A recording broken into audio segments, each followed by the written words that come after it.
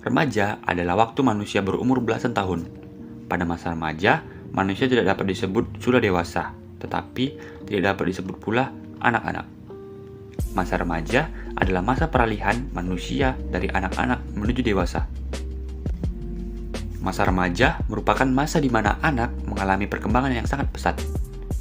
Emosi yang selalu berfluktuasi selama masa remaja merupakan potensi masalah, dan masalah harus diperhatikan oleh orang tua dan pendidik. Emosi positif seperti kesenangan, rasa suka, cinta, dan kebahagiaan memiliki potensi positif, dan juga dapat mengarahkan remaja untuk mengadopsi perilaku positif. Di sisi lain, amarah, kekecewaan, ketakutan, kecemasan, kebencian, dan emosi negatif lainnya merupakan emosi yang dapat memicu berbagai masalah remaja.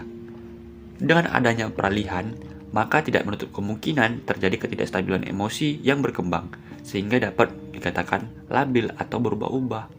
Jadi, di video ini, kami dari kelompok 4 perkembangan peserta didik kelas Geografi B 2021 akan menjelaskan cara mengendalikan atau mengontrol emosi pada remaja.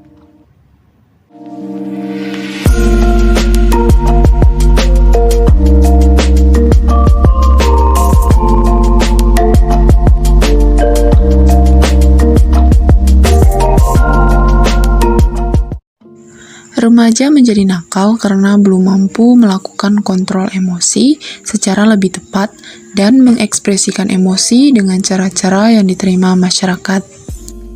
Gimana sih cara yang mengontrol emosi itu? Yang pertama, hal yang dapat dilakukan dengan melakukan bimbingan dan konseling baik bersama guru maupun orang tua. Cara ini membantu remaja serta memberikan layanan dasar seperti memberikan bimbingan yang mampu mengendalikan emosi remaja. Yang kedua, melatih pernafasan dan kontrol diri. Hal ini dilakukan agar menghasilkan energi positif yang besar untuk menguatkan fisik dan mental, membuat tubuh kembali seimbang dan relaks sehingga remaja dapat mengendalikan emosi dalam dirinya. Yang ketiga, berlari ke sesuatu yang menyenangkan, salah satunya liburan. Tentunya agar dapat menjernihkan pikiran dan mengendalikan emosi. Mencari kesenangan di luar ruangan seperti menjalani hobi yang diminati, healing kemana kalian mendapat ketenangan, sehingga emosional tersebut dapat reda dan tidak berbekas di dalam hati maupun pikiran. Yang keempat, dengan berpositive thinking. Jangan memikirkan hal yang membuat emosional tersebut dapat bertambah buruk ataupun dapat membawa ke hal-hal yang tidak baik. Yang kelima, diam, tenangkan diri dan pikiran, serta menghindari hal-hal yang memungkinkan diri meluapkan emosi secara langsung. Yang keenam, melapangkan dada dan introspeksi kesalahan serta hal yang membuat kita emosi. Yang ketujuh, jika saat itu dalam keadaan atau situasi sulit, maka carilah solusi kepada rekan terdekat ataupun seseorang yang selalu bisa mengerti kita dengan segala keadaan. Selain itu, terdapat cara maupun kiat yang dapat dilakukan untuk mengontrol emosi pada remaja, berdasarkan dari dalam diri maupun luar diri remaja itu sendiri.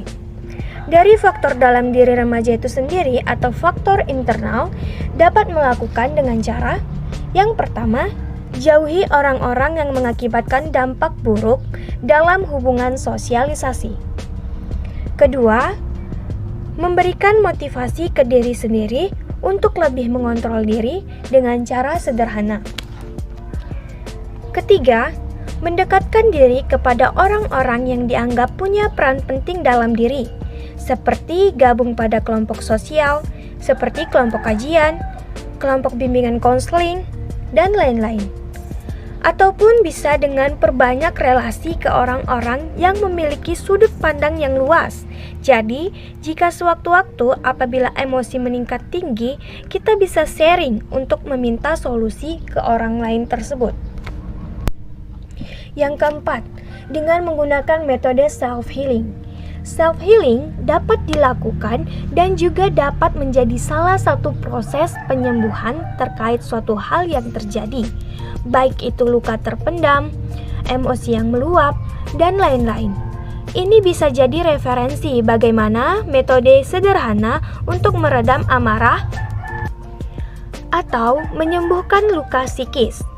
Biasanya, self-healing dilakukan dengan cara yang disukai oleh si pengguna self-healing, yakni dengan kegiatan yang ia sukai sehingga dapat menaikkan mood atau perasaan bahagia dalam dirinya. Hal ini juga dapat menunjang perkembangan penanggulangan atau penanganan emosi pada remaja. Yang kelima, memberikan rasa waktu luang pada diri sendiri untuk memulihkan emosi yang tidak stabil dengan melakukan hal-hal yang positif. Dan apabila setelah dapat melewati masa peralihan emosi yang labil, bisa memberikan reward atau penghargaan bagi diri sendiri karena dapat melalui masa itu. Hal tersebut menurut saya atau menurut pandangan saya dapat memberikan efek positif bagi diri sendiri karena dapat menyadarkan bahwa yang dilalui tidaklah mudah sehingga pantas mendapatkan self-reward sebagai bentuk penghargaan diri.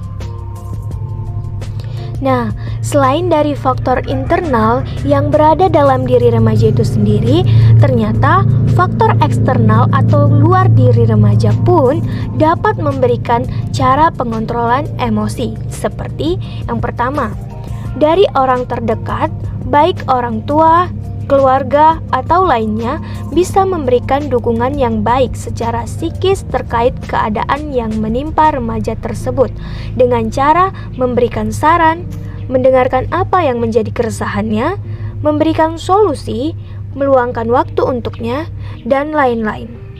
Hal tersebut dapat menjadi support system bagi remaja itu.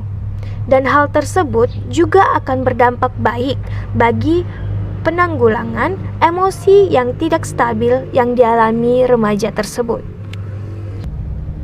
Yang kedua, bagi orang lain yang sering ditemui remaja, diharapkan untuk bisa berkontribusi terkait kondisi yang sedang dialami remaja tersebut, dapat memahami maupun merasakan apa yang ia rasakan.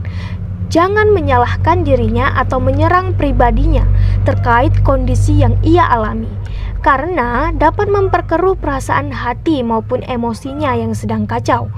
Diharapkan untuk saling sharing to caring terhadap sesama sebagai bentuk kepedulian untuk menangani emosi yang tidak stabil yang dialami remaja tersebut. Yang ketiga, dari pihak remaja serta orang tua atau keluarga terdekat dapat melakukan kegiatan nasihat-menasehati untuk menemukan dan mencari jalan keluar maupun solusi mengenai permasalahan emosi yang diderita remaja tersebut, atau bila perlu menghadirkan ahli penanggulangan emosi atau penanganan emosi baik dari dokter psikologi maupun bimbingan konseling untuk memberikan solusi atau arahan terkait perkembangan emosi pada remaja tersebut. Jadi, emosi positif akan mengarahkan remaja untuk mengadopsi perilaku positif, sedangkan emosi negatif dapat mengarahkan remaja untuk mengadopsi perilaku negatif pula. Jadi, remaja belum dapat melakukan kontrol emosi secara lebih tepat dan mengekspresikan emosi dengan cara-cara yang diterima masyarakat. Hal ini yang seharusnya diketahui oleh remaja adalah cara mengontrol emosi. Sekian pembahasan dari kami, lebih dan kurang kami mohon maaf. Sampai jumpa.